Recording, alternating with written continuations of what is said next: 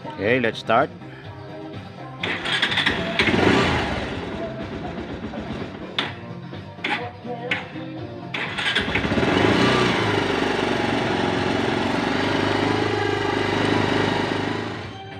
Viewers, magandang araw sa inyong lahat. Ng clutch lining tong aking motor. Kaya ito, i-share ko sana sa inyo. Kaya panoorin nyo hanggang sa matapos. Una, kailangan muna natin i-drain yung kanyang engine oil. So ito, buksan natin yung kanyang drain plug.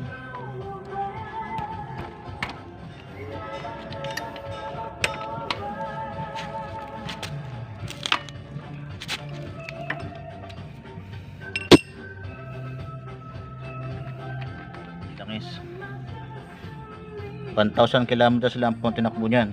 Yung langis na yan. Kaya simulan na natin. Tanggalin muna natin to. Tapos lahat ng mga bolt na yan, tanggalin natin lahat yan.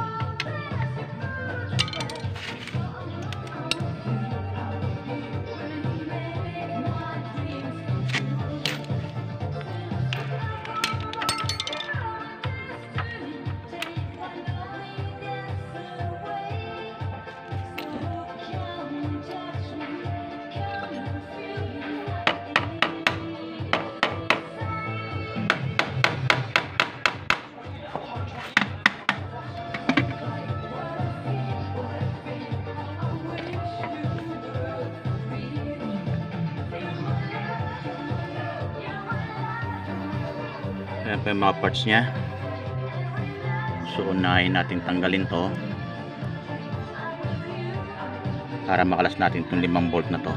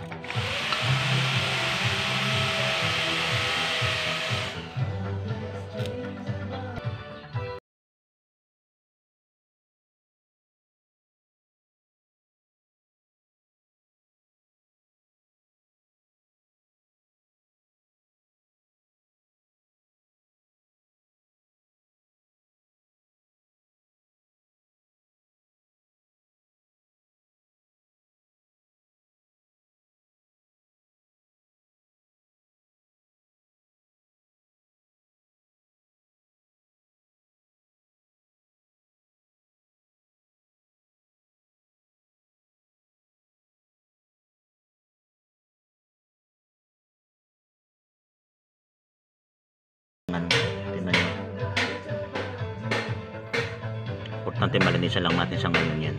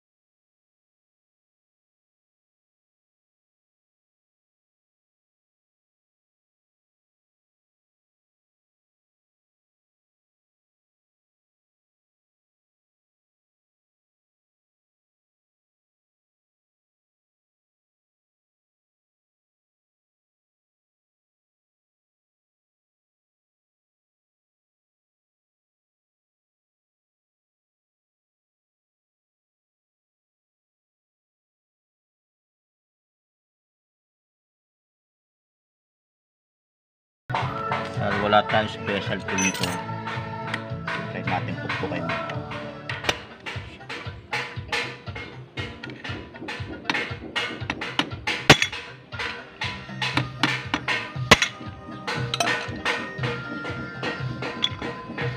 Yun, nakuha natin sa pukpok.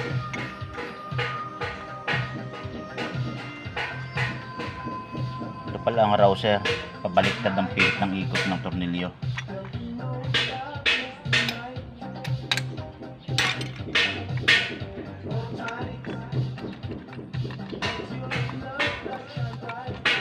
Hindi siya kagaya ng mga normal na tornilyo, regular ang pihit.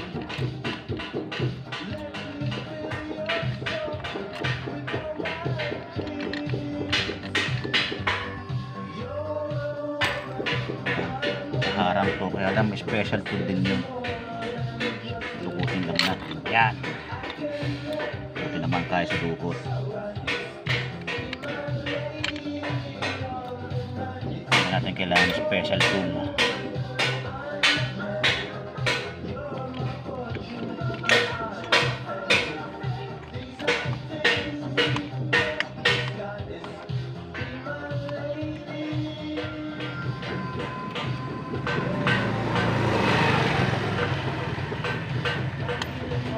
Tandaan lang natin yung sequence niya. Ito yung mga gano sa sequencing.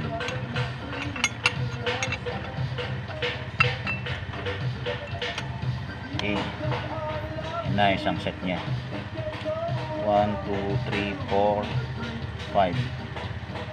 1, 2, 3, 4, 5, 6. 6 siya. 6 na class lining. So ito yung papalitan natin.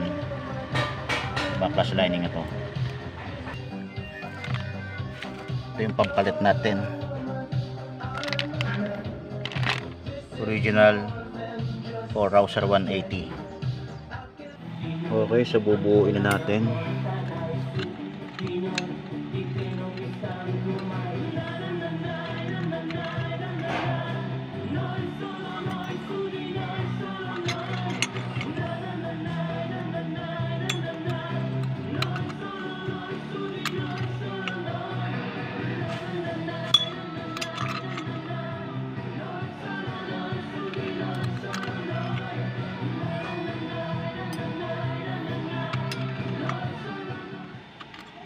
Ito yung pinakahuli.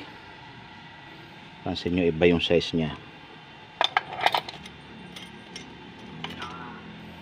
Yan nyo.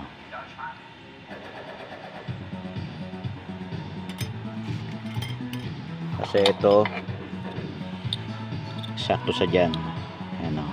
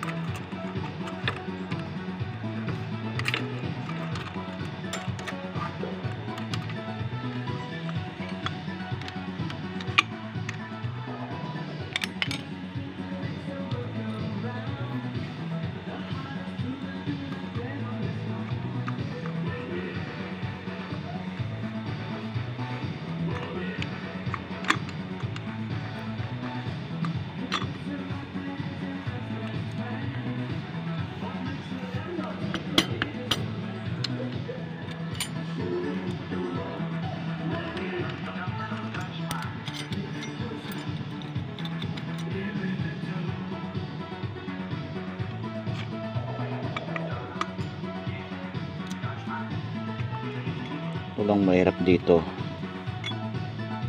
pag babalik na hindi natin tinatanggal to.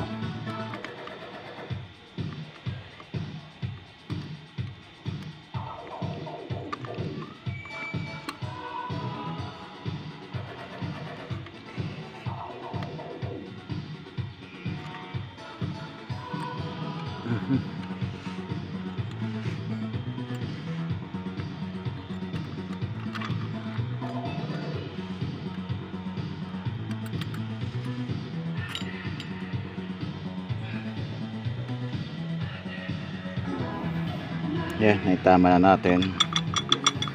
So pwede natin siyang i-cover.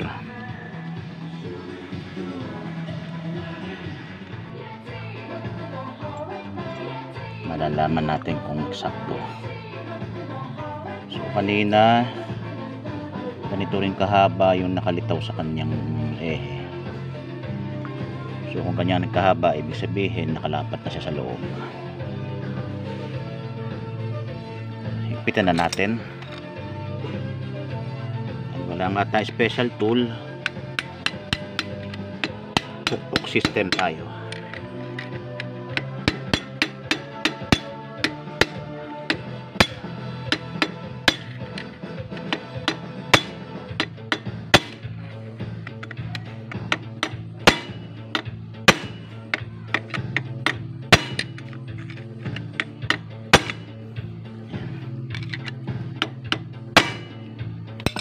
Mahigpit na siguro yun. Okay.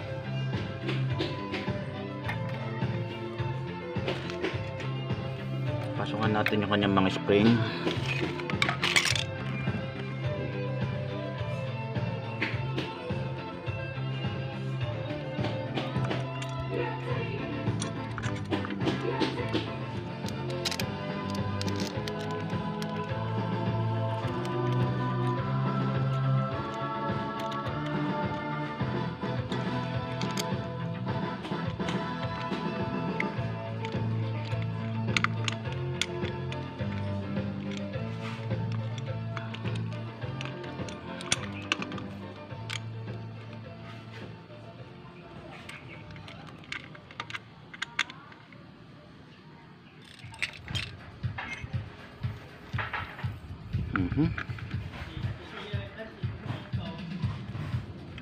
Higpitan natin siya criss-cross pattern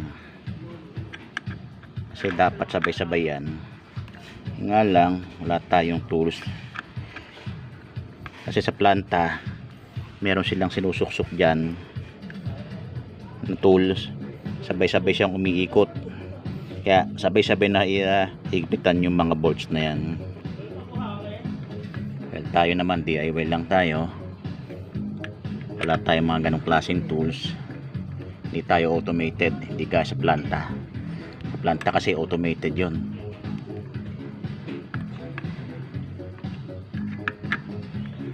Yun yan. Kailangan hinay-hinay, kailangan karpulado ang pihit.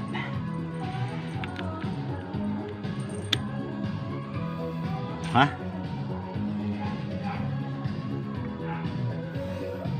Yung cover ng kanyang oil pump medyo marumi.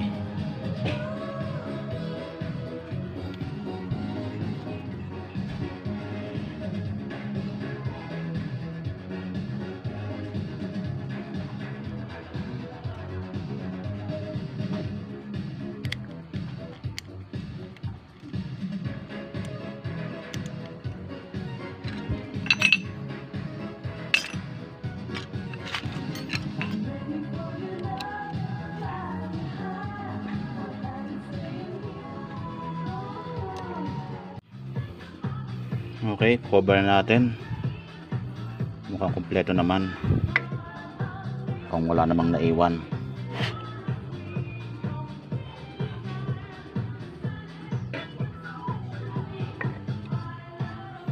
Ito ba siya? So far kumpleto, walang naiwan sa loob na pyesa. Okay, wala.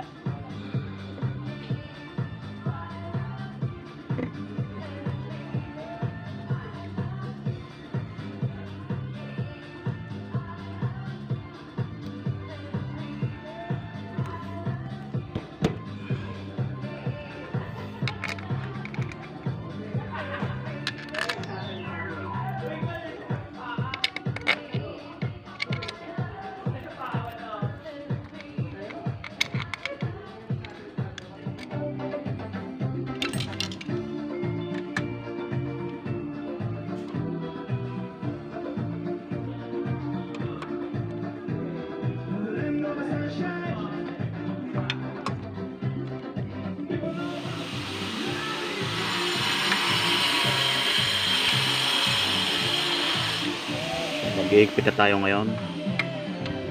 Ano ito? And tatlong corner. Okay, the other corner. The opposite.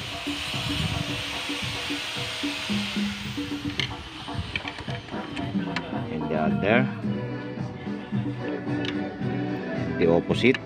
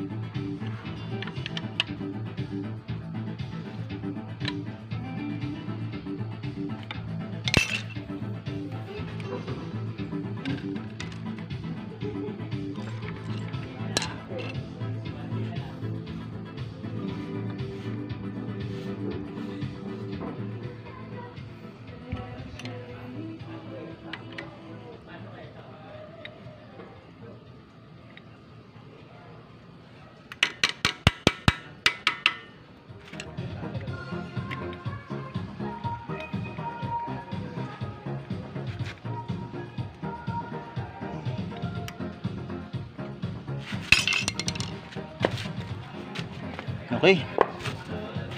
Approve.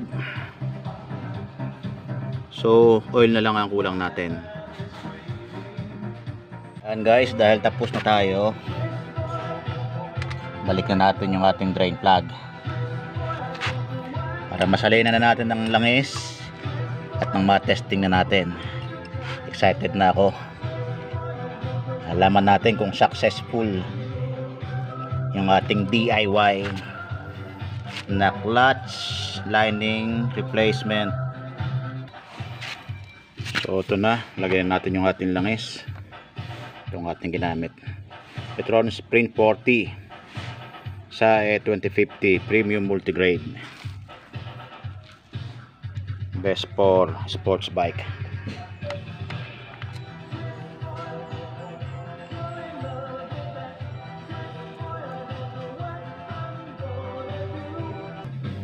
Naisalin na yung langis, so takpan na natin.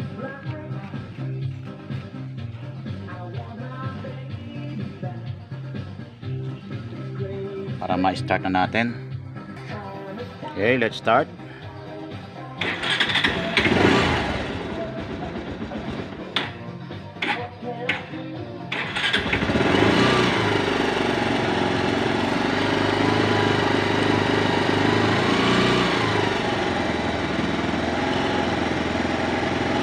Kalansing. Ito pala yung kumakalansing.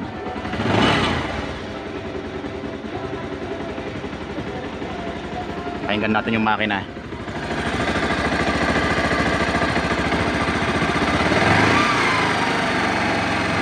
Okay ah. Mukhang successful yung ating DIY.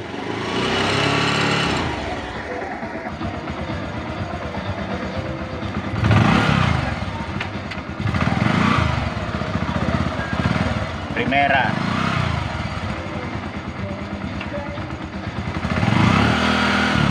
Segunda. Tercera. Cuarta.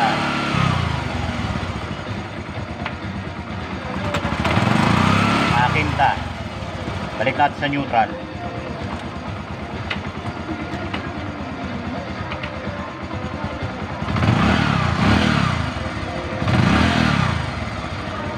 Okay, pasok lahat ng kambyo. Ngayon test naman natin kung tatakbo.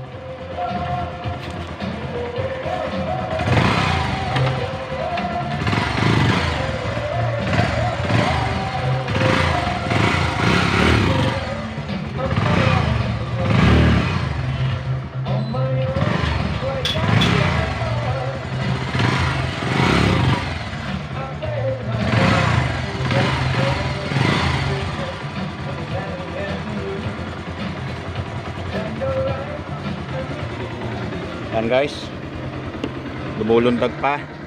Test natin sa malayuan.